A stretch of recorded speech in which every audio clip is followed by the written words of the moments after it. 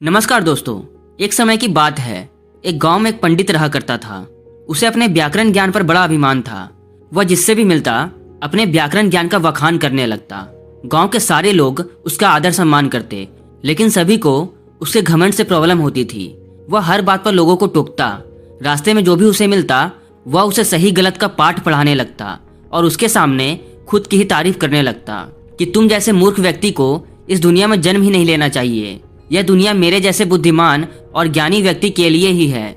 मेरे अंदर जितना ज्ञान है वो किसी और में बिल्कुल भी नहीं है। गांव वाले उसके इस व्यवहार से तंग आ चुके थे, लेकिन वे करते भी क्या। फिर एक दिन क्या हुआ कि पंडित जी अपने घर में भोजन कर रहे थे, तभी एक डाकिया उनके पास एक चिट्ठी लेकर आया। पंडित जी ने जब वो चिट्ठी पढ़ी तो वे खुश हो गए। दरअसल वो चिट्ठी उनके एक मित्र की थी जो पड़ोस के ही गांव में रहते थे। चिट्ठी में लिखा था कि अगले महीने उनके लड़के की शादी है और उन्होंने पंडित जी को खास निमंत्रण भेजा है। उसमें यह भी लिखा था कि आप जैसा ज्ञानी अगर मेरे बेटे बहू को आशीर्वाद दे दे तो उनकी आने वाली जिंदगी खुशियों से भर जाएगी। चिट्ठी को पढ़कर पंडित जी का घमंड और भी ज्यादा बढ़ गया। फिर अगले दिन वह सुबह होते ही अपने मित्र के गांव जाने के लिए निकल पड़ा।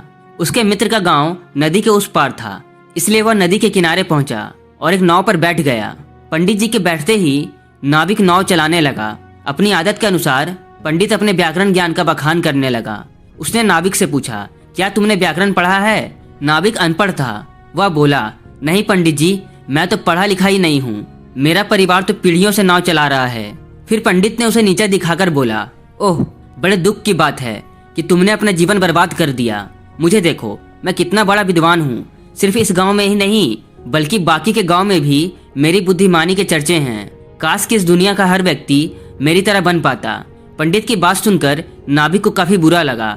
उसका मन तो हुआ कि वह भी पंडित को मुंह तोड़ जवाब दे, लेकिन उसने ऐसा नहीं किया।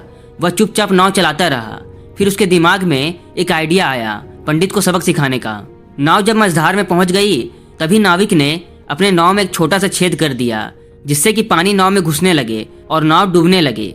हुआ भी बिल्कुल ऐसा ही।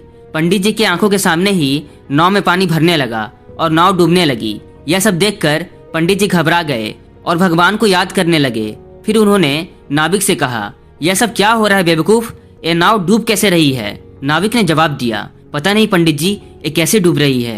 पंडित जी, क्या आपको तैरना आता है? पंडित जी ने कहा, नहीं, मुझे तो तैरना नहीं आता। नाविक ने कहा, पंडित जी, आप तो इतने बड़े ज्ञानी और महान व्यक्ति हो, आप तो अपने ज्ञान के दम पर बच ही जाओगे, लेकिन मुझे तो तैर कर ही डूबने से बचना होगा। इतना कहकर नाविक नाव से कूद गया। पंडित नाव में अभी भी बैठा था। उसे कुछ समझ नहीं आ रहा था कि वो क्या करे। अंत में नाव डूब गई। पंडित जी भी नदी में समा गए।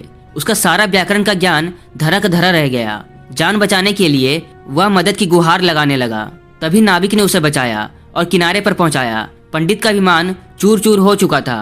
वह समझ चुका था कि अपने ज्ञान पर कभी अभिमान नहीं करना चाहिए। दोस्तों, इस कहानी से हमें यह सीख मिलती है कि हमें कभी भी अपने ज्ञान और अपनी ताकत पर घमंड नहीं करना चाहिए। हर व्यक्ति में कोई ना कोई गुण जरूर होता है। सही समय आने पर ही वह गुण काम आता है। इसलिए अपने गुण पर अभिमान नहीं करना चाहिए। उम्मीद है आपको मेरी बातें समझ में आई होगी। अगर वीडियो अच्छी लगी हो तो चैनल को सब्सक्राइब कर लें। जय हिंद, वंदे मातरम।